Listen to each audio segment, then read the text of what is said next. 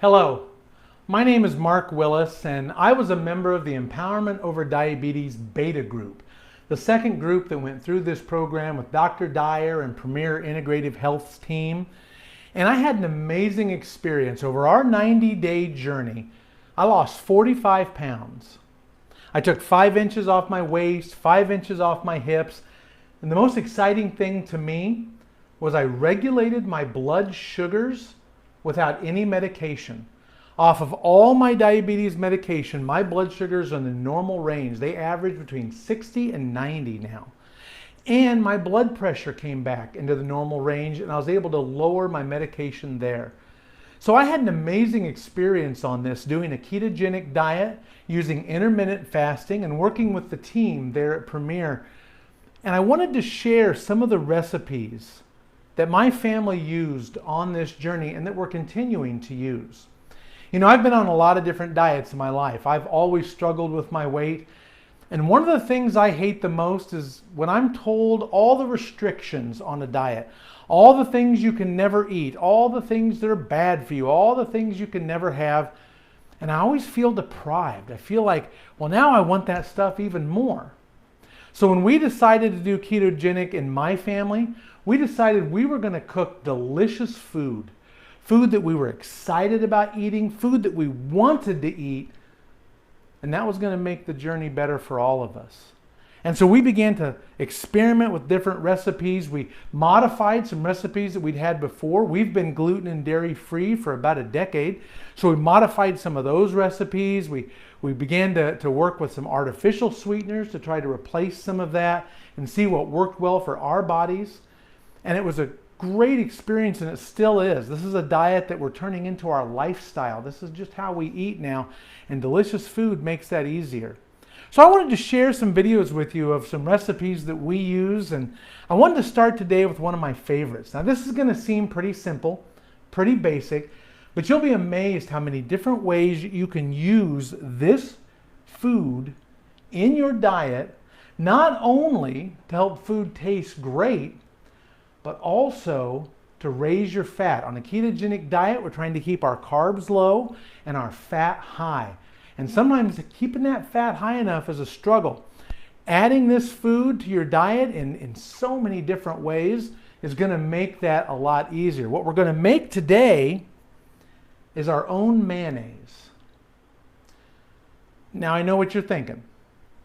Hey dummy, you can run out to the store and you can buy a jar of mayonnaise for a couple bucks. Yes, you can. And in a pinch, when I'm away from home, when I don't have my kitchen to cook in, when I'm in a pinch, I will absolutely go and do that, and it'll work. But next time you're at the store buying that mayonnaise, turn the jar around and look at the ingredients on the back. Now there's going to be some stuff on that ingredient list that we're going to use today. Things like oil and salt and vinegar. But there's also stuff like preservatives, natural flavors, and sugar. When we're trying to keep our carbs low, any hidden sugar in foods makes that more difficult. We have to start reading labels so that we see where those sugars are hiding, and mayonnaise is one of those places. The nutritional label will tell you that there's 0 carbs in it. That doesn't change the fact that you're eating some more sugar. So I'm going to teach you how to make a mayonnaise from home that is delicious, that you're going to love the taste of, and most importantly, only has 4 ingredients. Eating keto, we want to eat whole foods. We want to get away from packaged and boxed and canned foods. We want to get back to making whole foods, foods where we know and can pronounce all the ingredients. So here's what we're going to be using today. We're going to start with oil. Now I'm using just a pure olive oil here. You could use an extra virgin, you could use avocado oil, any of those nice natural high-fat oils. I've got some Himalayan pink sea salt. Any salt will work. You could use regular old table salt, iodized salt, sea salt, any of those work. I prefer the Himalayan pink sea salt, especially when I'm cooking with meat. I really love the flavor this salt brings, so I use it in most of my recipes. We've got some apple cider vinegar. And this is the good stuff, the stuff that has the mother inside. We're going to add this to it. And then the last thing is an egg. And that's it. You probably already have these 4 ingredients in your kitchen right now. So this is not a difficult recipe to make. I'm going to use a teaspoon and a tablespoon today. And then 2 more tools we're going to need. Now this one's important. You're going to need a jar. I prefer a wide mouth, short ball jar to make this. Number 1, it's a nice amount of mayonnaise to make. Remember, you're making this with a raw egg. So you don't want to make 2 gallons of it because it's not going to last in the fridge that long. When I'm making it with a raw egg, the longest I'll use my mayonnaise is about 2 weeks, and then I throw it out and make new. So this is a good size for that. But the other thing that works well, our other tool, is an immersion blender. Very important.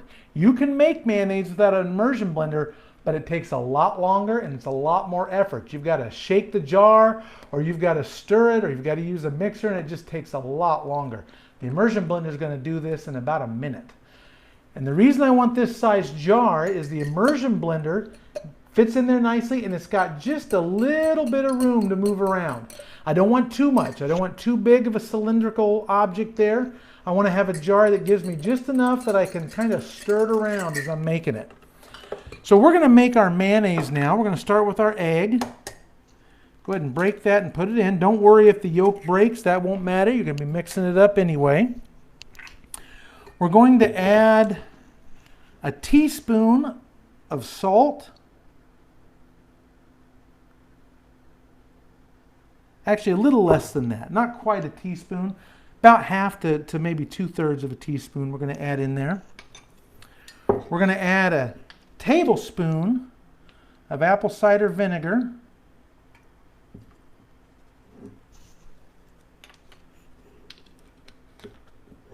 And lastly, we're going to add our oil.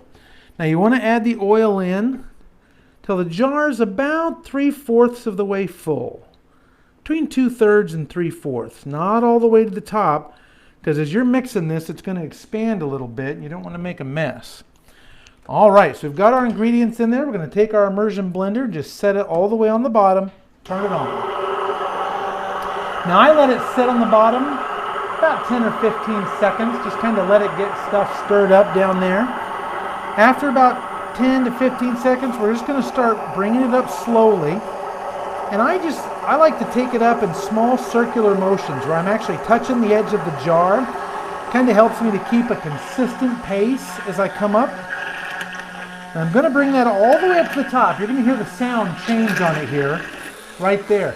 That means my blender is actually above the ingredients, but a lot of the oil had risen to the top, and I want to pull that oil back down in. So I bring it up to the top, and then I push it back down in there. Get all that oil mixed around. You don't want to leave any floating on the top.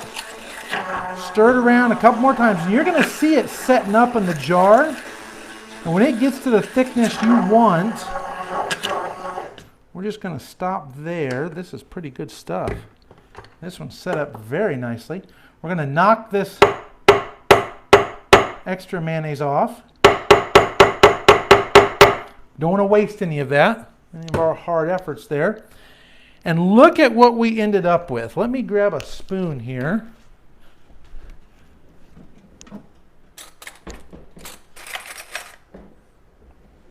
This is what we made. Look at that. Amazing, delicious mayonnaise. This is such good stuff. You're going to love the taste of this. And let me tell you all the ways that we can use this. I've got a keto roll recipe to use for sandwiches. I'm going to have a video for it later. Delicious rolls. And we make sandwiches all the time. We cook our own meats, slice them up, and put the mayonnaise on the bread. It's a great way to add fat. In the morning, when you're eating your eggs, scramble. Put a couple eggs in a bowl to scramble them. Throw a tablespoon of mayonnaise in there with them. You won't taste it at all. And it makes the eggs fluffy, and it adds more fat. You can use it as a dressing on salads. We have a delicious broccoli salad with broccoli and red onions and bacon and sunflower seeds. We use the mayonnaise as a dressing on that. We also make our own ranch dressing with seasonings that we put together, and our mayonnaise and some coconut milk makes a ranch dressing that everybody will notice. So there's so many different ways to use this on a keto diet.